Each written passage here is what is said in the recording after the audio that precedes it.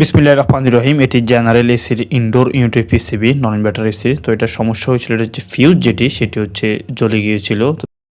তো ভাইয়া আমাদেরকে বলেছিল এটা হচ্ছে এসির কাজ করে না। অতঃপর আমরা গিয়ে সর্বপ্রথম পাওয়ার সাপ্লাই চেক করি। পাওয়ার সাপ্লাই দেখতে পাই যে কোনো পাওয়ার সাপ্লাই দেয় না। অতঃপর আমরা ইনডোর ইউনিটের কেসিং খোলার পর দেখতে পাই এটা যে পিসিবি সেটা হচ্ছে যে কম্পোনেন্ট সেগুলো পড়া দেখাচ্ছে। ফিউজ কেটে গেলে অথবা জ্বলে গেলে কোনো কম্পোনেন্ট পড়া রয়েছে কিনা পিসিবি সেটা ভালোভাবে চেক করতে হবে। অতঃপর আমরা পিসিবিটি রিপেয়ার করে নিয়ে আসি। রিপেয়ারের পর আমরা সর্বপ্রথম ইনডোর সাইডে লাগিয়ে চেক করব যে এটির ফিডব্যাক ঠিকভাবে দেয় কিনা। অতঃপর আমরা পিসিবির যে কেবল সেগুলো লাগিয়ে নেই আর রিমোট দিয়ে সেটা অন করি। দেখতে পাই এটির যে পারফেক্ট ফিডব্যাক সেটা দিচ্ছে।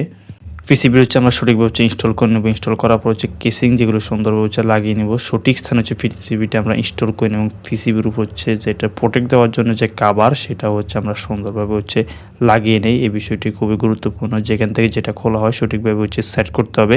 ফাইনালি কেসিং লাগিয়ে আমরা এসিটি চালিয়ে এটার কুলিং যে পারফরম্যান্স সেটা আমরা টেস্ট করে নেব। কেসিং লাগানো হয়ে গেলে পুনরায় রিমোট দিয়ে আমরা এসিটা আবার অন করি। অন করার পর পারফেক্টলি এটার কুলিং সেটি আমরা দেখতে পাই এবং আউটডোর সাইডে আউটডোর জিনিস সেটি সঠিকভাবে কাজ করছে।